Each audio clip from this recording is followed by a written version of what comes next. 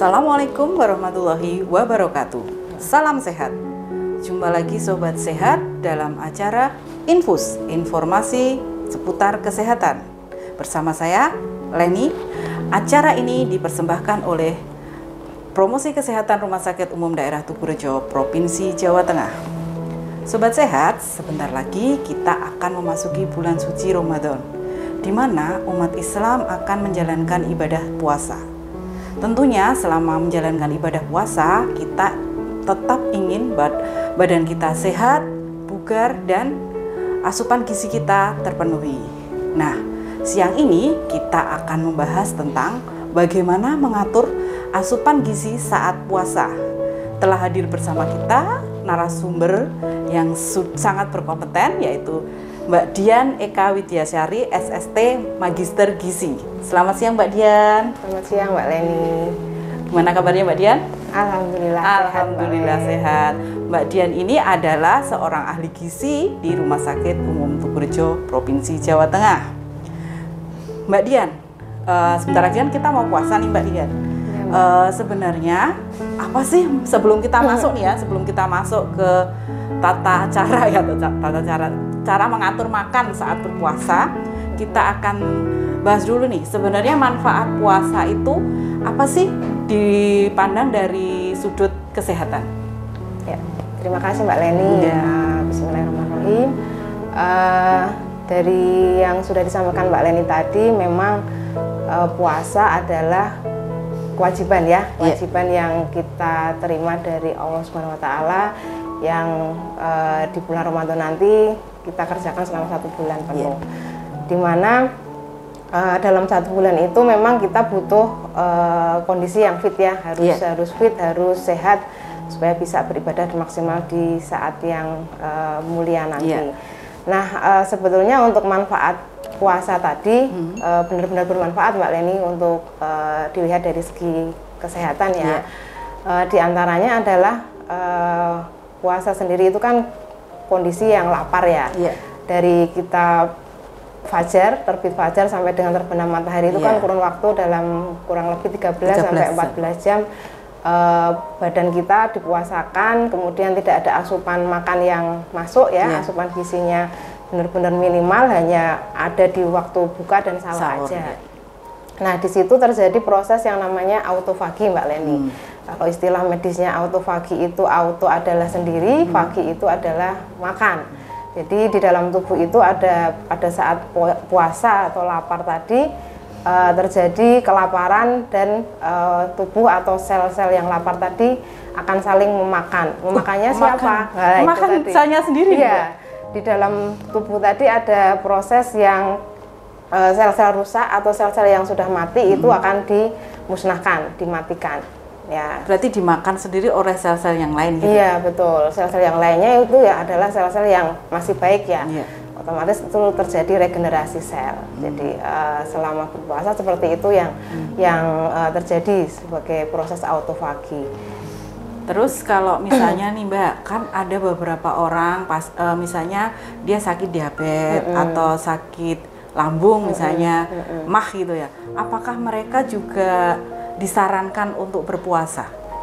Kalau untuk yang sudah dengan kondisi sakit ya Mbak, termasuk yang tadi disebutkan diabetes, kemudian lambung, sakit mah itu ya memang sebaiknya sebelum puasa berkonsultasi dulu dengan jadi harus konsultasi dengan dokter ya Mbak ya? Karena ini mungkin hubungannya dengan obat yang diminum ya? Kalau memang sudah, terutama yang untuk pasien diabetes ya Mbak, diabetes itu biasanya sudah terpantau atau terpapar dengan obat ya untuk mengontrol kadar gula darahnya.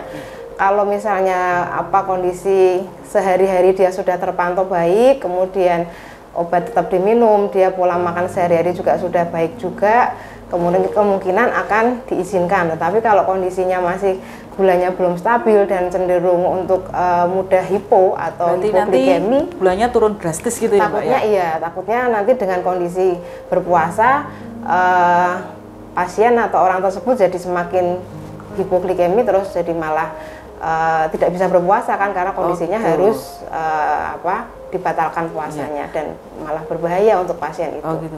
Untuk pasien dengan sakit mah gimana Mbak Dian? Sakit mah sama juga Mbak. Kalau memang dia masih tergantung dengan obat, ada obat-obatan khusus yang harus diminum, bisa konsultasi dulu dengan dokter, atau mungkin bisa menanyakan apakah bisa dirubah cara minum obatnya. Gitu. Jadi mungkin ketika sahur harus diminum, ketika buka juga harus diminum, misalnya seperti itu.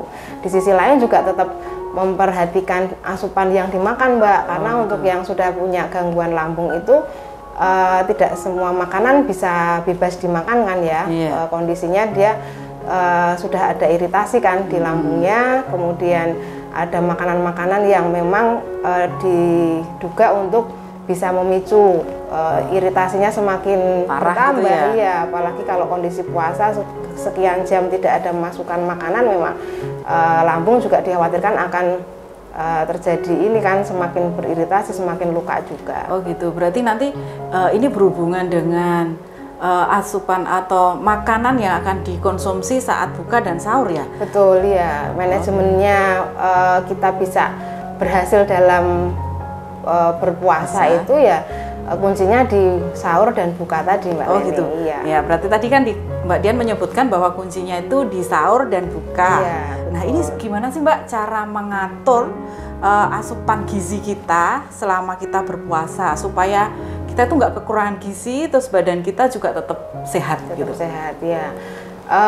Memang pengaturan gizi atau asupan dalam kita menjalankan puasa memang harus kita pahami benar ya Mbak ya, karena biasanya momen puasa itu ketika berbuka itu adalah momen untuk balas dendam. Iya betul sekali, karena sudah lapar lalu seharian sudah membayangkan nanti bukanya pakai ini pakai itu kayaknya enak banget ya.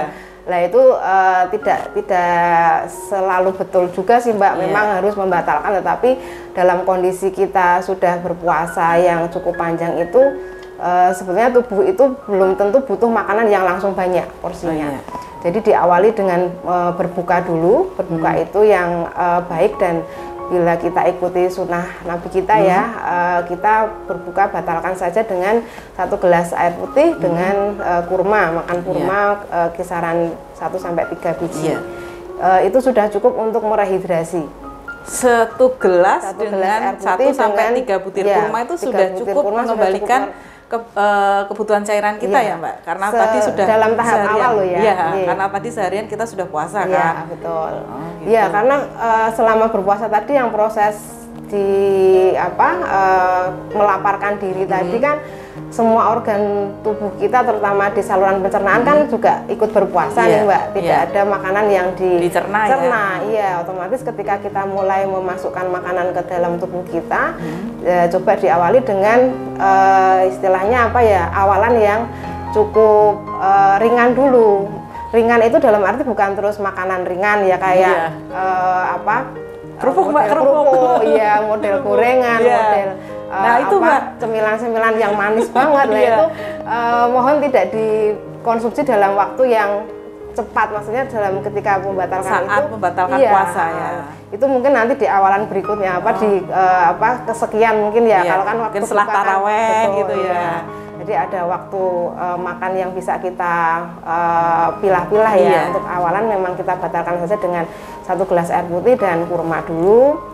Karena di dalam kurma sendiri itu manfaatnya juga cukup banyak Mbak. Di situ kan ada gula. Memang dia kandungan terbesarnya adalah gula fruktosa. Fruktosa sendiri itu gula yang siap serap, jadi tubuh lebih mudah menyerap glukosa tadi dari kurma tadi. Kemudian tetapi tidak secepat naik kadar gula darahnya, tidak menjadi lebih cepat naik dibandingkan kalau kita minum yang langsung air manis atau air es seperti itu. Jadi gula akan naik bertahap tetapi tidak langsung drastis seperti itu. Amannya di situ Mbak, awalnya di situ. Padahal kebanyakan dari kita itu mungkin ya di saat buka puasa itu pinginnya minum langsung buka dengan es buah. Betul, ya. Terus cemilannya itu adalah gorengan. Wah, itu sangat nikmat sekali Mbak Dian. Ternyata itu nanti fase yang akhir saja ya. Jadi diawali dengan air putih, ada apa namanya, sama kurma. Jeda, ya. Berarti jeda dulu, mungkin habis itu kita sholat maghrib dulu, baru kemudian kita mungkin ngaji, mungkin nanti setelah taraweh baru bisa makan besar lagi, dan mungkin yang suka es, teh manis gitu, mungkin saat setelah taraweh itulah untuk meminumnya bisa, gitu ya. Iya, karena bisa ini apa namanya, waktu untuk yang berbuka itu kan lumayan panjang dibandingkan waktu sahur ya. Jadi dari maghrib sampai menjelang sahur itu kan masih diperkenankan untuk makan. Jadi bisa dipilih waktu aja. Nanti kalau pengen yang agak berat porsinya ya mungkin setelah tarawih. Kemudian ya tetap dalam batasan yang seimbang ya Mbak ya, karena porsi makan yang kita makan pada saat habis tarawih pun nanti setelah tarawih kan makan tidur ya. Jadi usahakan juga jangan berlebihan untuk makan yang porsi kalori tinggi tadi, misalnya es buah atau gorengan atau cemilan. Masih ditambah nasi ya Mbak ya? Iya betul. Jadi lebih aman memang usahakan dengan makan utama dulu aja. Makan utama itu satu piring. Satu piring makanan utama yang kita anut dengan slogan isi piringku itu tuh Mbak Leni yang sudah kita pernah bahas ya di awal dulu sudah pernah disosialisasikan. Itu kan pernah gizi seimbang ya Pak ya. Jadi setengah bagian itu adalah sayur dan buah, kemudian setengah bagian yang kedua adalah porsi untuk nasi dan lauk. Jadi kan sepertinya kalau sudah makan satu piring penuh seperti itu kita sudah merasa kenyang dan cukup.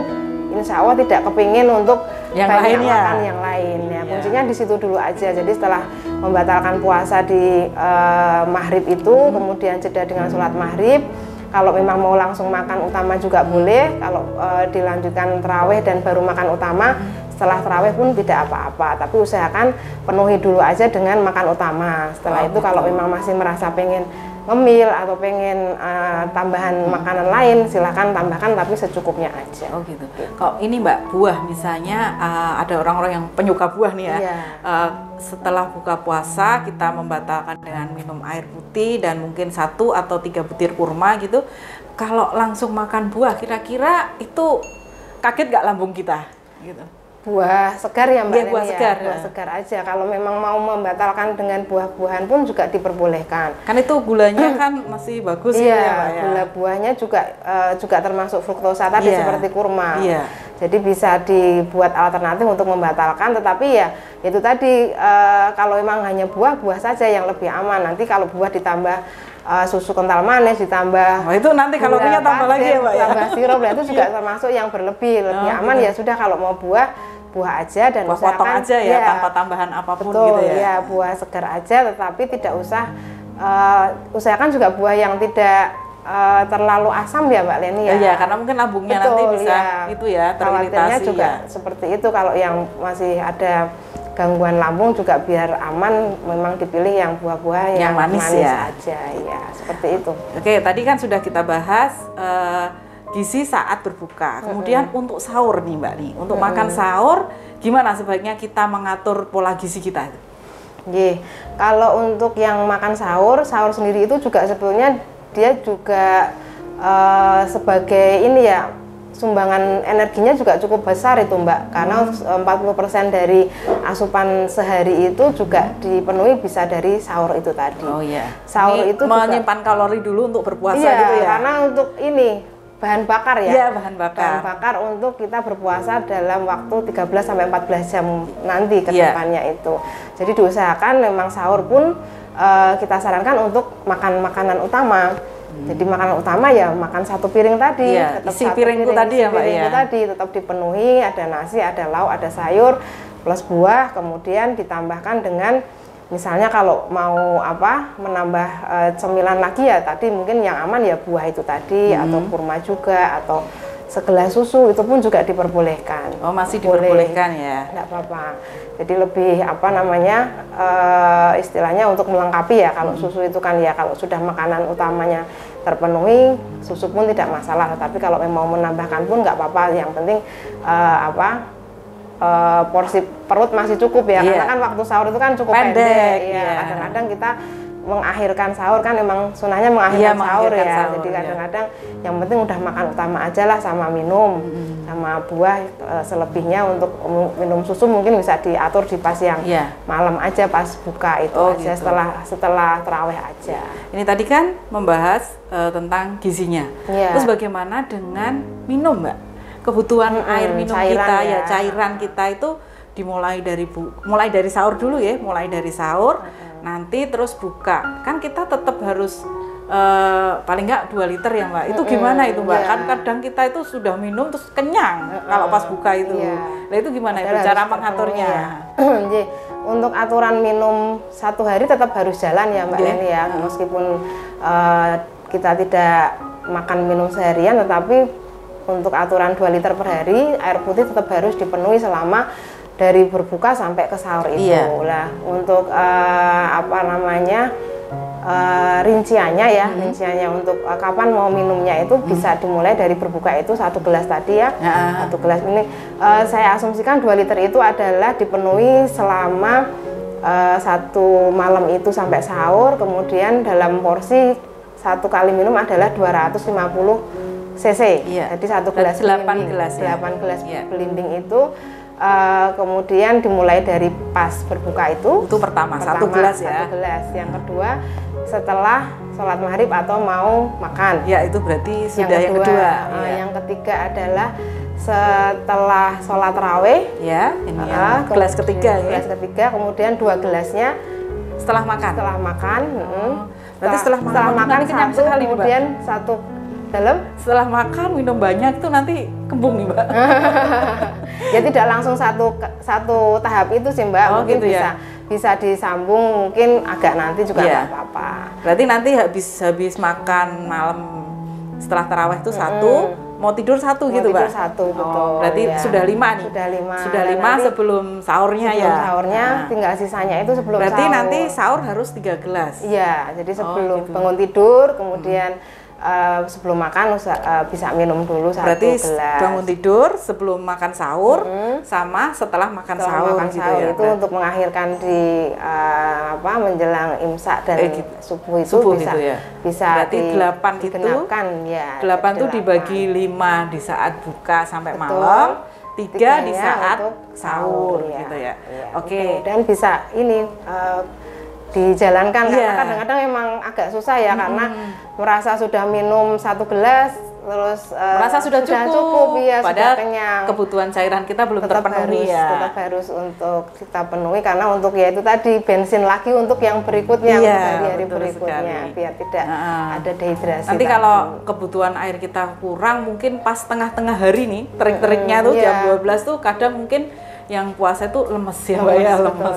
Ya itu efek yang wajar juga ya, Mbak, terjadi pada saat berpuasa. Istilahnya ada homeostasis ya.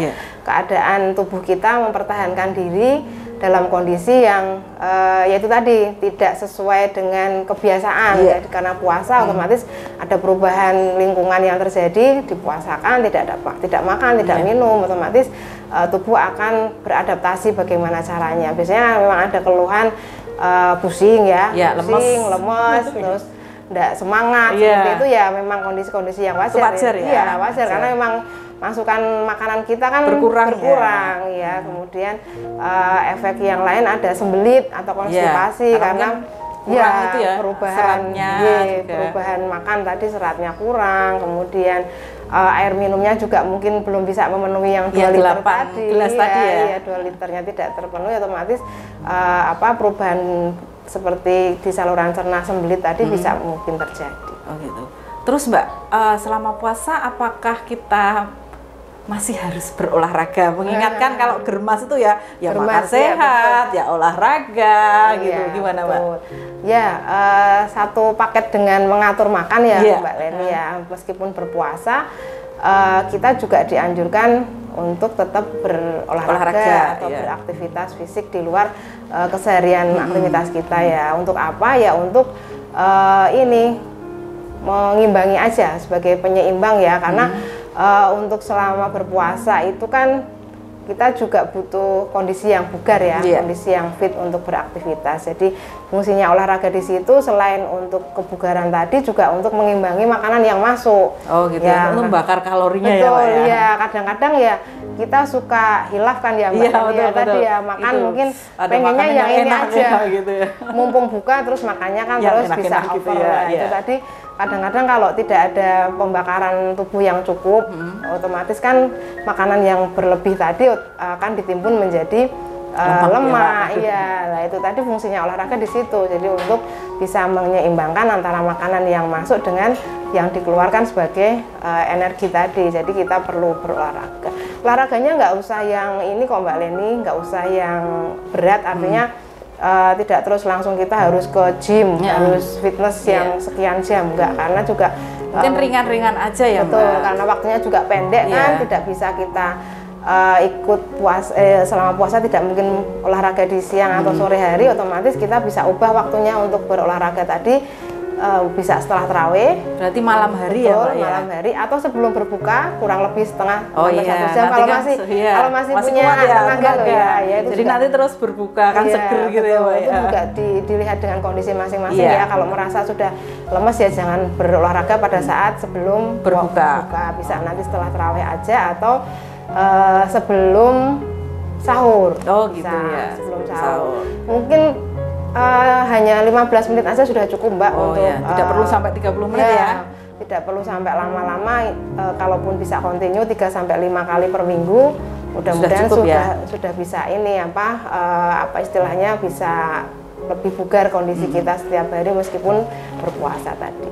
Oh iya, untuk olahraganya bisa dipilih aja Mbak olahraga yang intensitasnya ringan ya. Jadi misalnya kayak bersepeda, bersepeda statis, senam betul, kemudian jalan kaki yoga, gitu ya, jalan kaki seperti itu. Berenang, tapi kalau berenang kan juga kondisinya harus nanti minum air. Iya, kalau siang nggak boleh, bolehnya tadi setelah tarawih aja. Jadi bisa disesuaikan dengan kondisi masing-masing. Kalau memang sudah biasa berolahraga di luar bulan puasa, mungkin kan sudah punya jadi ini. Sakit semua ini. Iya, kalau nggak berolahraga juga terus di badan ada perubahan, akhirnya bisa merubah jadwal berolahraganya bisa setelah tarawih atau sebelum sahur itu aja. Oke, Mbak Dian, mungkin ada yang perlu disampaikan ya, tips atau pesan-pesan untuk sobat sehat di rumah supaya kita tetap sehat dalam menjalankan ibadah puasa. Ya, pesan untuk yang umat Muslim yang nanti akan berpuasa Ramadan, memang kita perlu masukkan makanan yang cukup baik ya selama kita menjalankan puasa nanti. Jadi kita coba atur makan kita, pola makan kita selama buka dan sahur. Kuncinya seimbang ya, jangan berlebihan di asupan yang tinggi lemak, kemudian tinggi kalori, kemudian tinggi garam, karena kalau kebanyakan makanan yang asin pun juga memicu kita untuk lebih cepat haus dan dehidrasi atau kekurangan cairan. Jadi usahakan penuhi dengan gizi seimbang, pola makan dengan isi piringku, setengah bagian itu adalah sayur dan buah, kemudian setengah bagian yang kedua adalah porsi nasi kita serta lauk. Mudah-mudahan sobat sehat bisa menjalankan ibadah puasa Ramadan tahun ini dengan sehat dan tetap beraktivitas dengan semangat. Begitu Mbak Leni. Terima kasih Mbak Dian atas kehadirannya di acara Infus siang ini.